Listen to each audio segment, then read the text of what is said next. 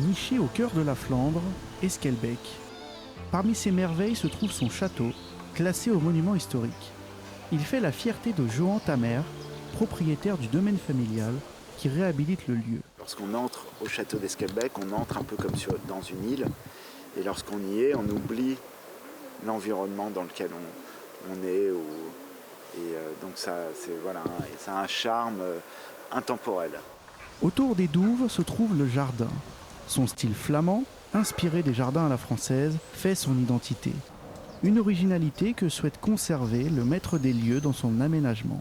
Le jardin fait 1 hectare avec une partie potagère, une partie potager, une partie serre, une partie un peu plus ornementale avec la partie qui donne sur la place avec toutes les champs de lavande, et une partie aussi jardin fleuri qui nous sert à faire des bouquets de fleurs pour le château. En travaux, le château n'est ouvert que le dimanche pour l'instant. En attendant, le public profite du jardin pour venir se promener sous le soleil. Non loin de là, sur la place du village, se trouve l'église Saint-Folquin. Prêtre désormais retraité, Raymond de Vroot, 75 ans. On a construit, comme dans pas mal d'églises dans les environs, cette halle Kerk qui veut dire en fait 3 nefs, pas toujours de la même largeur, mais en tout cas 3 nefs obligatoirement de la même hauteur, avec les mêmes structures. Victime d'un incendie en 1976, l'église a été reconstruite en seulement 2 ans. Un moment dont se souvient bien Raymond, les vestiges du passé l'inspirent. Ce que j'aime bien, c'est ce corps gisant qui est mis sur un soubassement blanc, nous fait imaginer, nous fait penser facilement au Christ qui se relève du tombeau. Pendant près de 50 ans, Raymond de Vroot a officié dans toute la Flandre, dont Esquelbecq. En nous emmenant dans le chœur, il se remémore l'ambiance des cérémonies religieuses. Quand il est éclairé, comme là j'ai essayé de le faire, c'est vrai qu'il a beaucoup de charme.